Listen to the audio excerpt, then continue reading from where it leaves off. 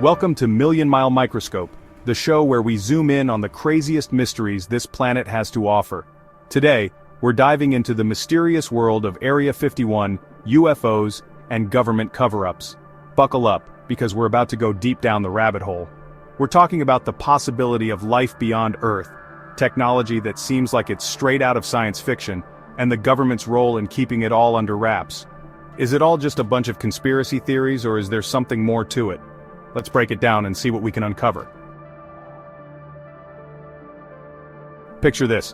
1953, the height of the Cold War, the US is testing nukes like it's going out of style. Then, boom, a UFO crashes near Kingman, Arizona. Now this isn't just some dude seeing lights in the sky, we're talking about multiple witnesses, physical evidence, the whole 9 yards, and who shows up? The government, of course, swooping in to clean up the mess and confiscate everything. Rumor has it, they loaded the wreckage along with the bodies of the deceased crew onto flatbed trucks, covered them with tarps and hauled them off to a top-secret location, a place we now know as Area 51. Why all the secrecy?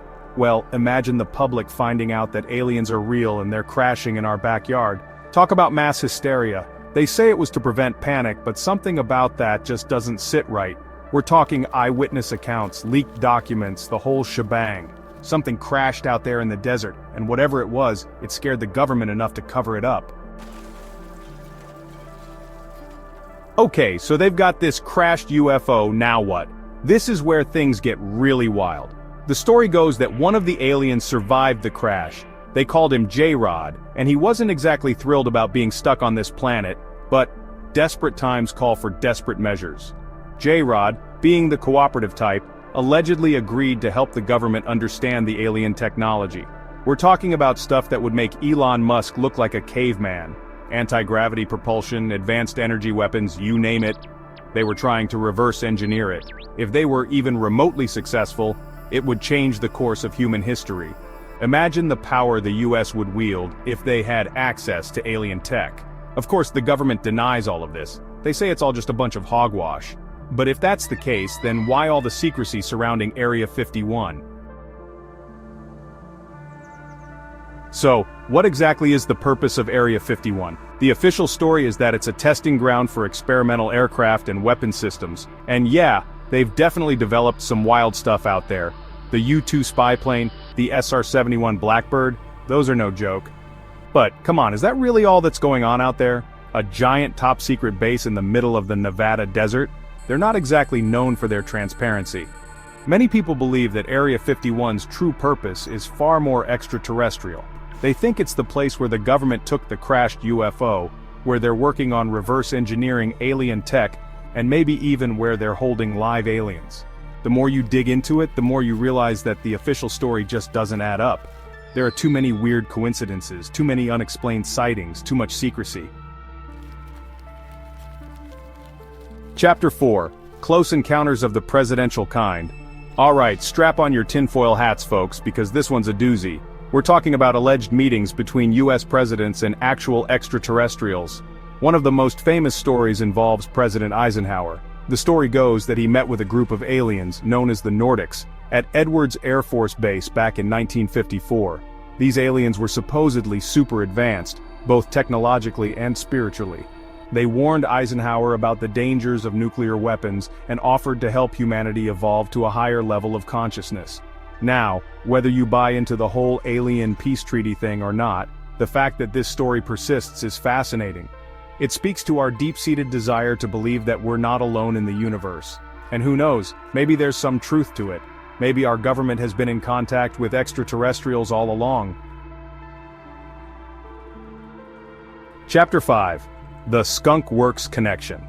Now let's talk about Clarence Kelly Johnson, the legendary aerospace engineer who founded Lockheed's Skunk Works. This dude was a genius, responsible for some of the most advanced aircraft ever built.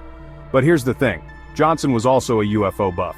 In fact, he claimed to have witnessed a UFO sighting himself back in the 1950s. He described it as a silver disc that performed maneuvers no known aircraft could match. Some people believe that Johnson's interest in UFOs wasn't just a hobby. They think his work at Skunk Works may have been influenced by alien technology. And remember that whole reverse engineering program we talked about earlier? Well, some people think Skunk Works was involved in that too, Skunk Works was known for pushing the boundaries of aerospace technology, so is it so crazy to think that they might have gotten a little help from some extraterrestrial friends? Chapter 6. Secrets Below the Surface. Okay, get ready for this because it's about to get weird. There are rumors of massive underground tunnels beneath Area 51. We're talking miles and miles of tunnels, some so large you could drive a train through them, and it gets even crazier. Some people believe these tunnels aren't just limited to Area 51. They think they connect to other secret government facilities all over the country. What's going on down there? Your guess is as good as mine. Some people think these tunnels are used to transport alien artifacts and technology. Others believe they're home to secret labs where the government is conducting all sorts of shady experiments.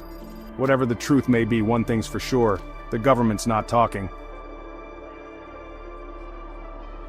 Chapter 7. Janet Airlines, your ride to the Twilight Zone. Ever heard of Janet Airlines? Probably not, unless you're a regular visitor to Area 51. See, Janet Airlines isn't your typical commercial airline. They don't advertise, they don't sell tickets to the public, and they fly out of a super-secret terminal at McCarran International Airport in Las Vegas. Their fleet of unmarked white Boeing 737s is hard to miss though. They're like ghosts, whisking passengers to and from Area 51, keeping the base shrouded in secrecy. Who are these passengers? What are they doing at Area 51? These are the questions that keep conspiracy theorists up at night. Some say they're scientists, engineers, and military personnel working on top-secret projects.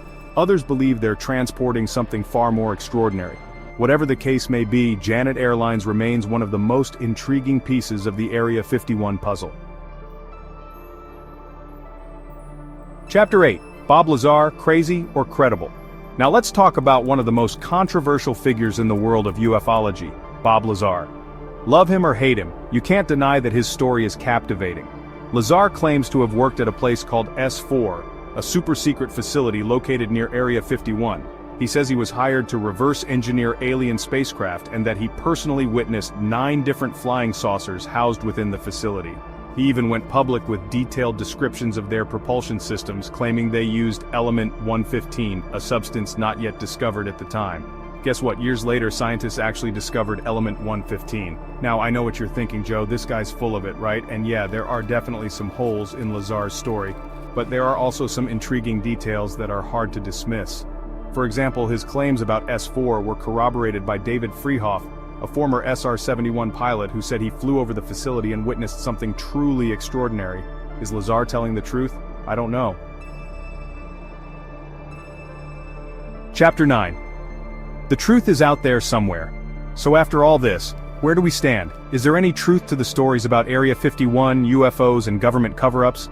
It's tough to say for sure. There's a lot of smoke out there, but is there fire? The government continues to deny any involvement with extraterrestrial activity.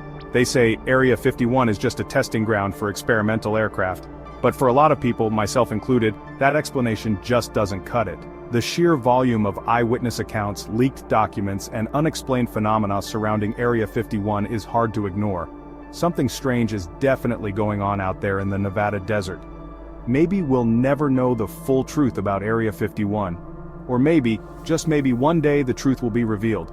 Until then, all we can do is keep asking questions, keep digging for answers, and keep our minds open to the possibility that we're not alone in the universe. Outro: keep your eyes on the skies. So, what do you think? Is Area 51 just a high-security Air Force base, or is it something more? Let me know in the comments below. And while you're at it, hit that subscribe button and ring the bell so you don't miss out on future deep dives into the world's greatest mysteries. If you enjoyed this exploration of Area 51, give the video a thumbs up and share it with your friends. Let's get people talking about this stuff. Because the more we ask questions, the closer we get to the truth. Thanks for joining me on this wild ride. Until then, keep your eyes on the skies and stay curious.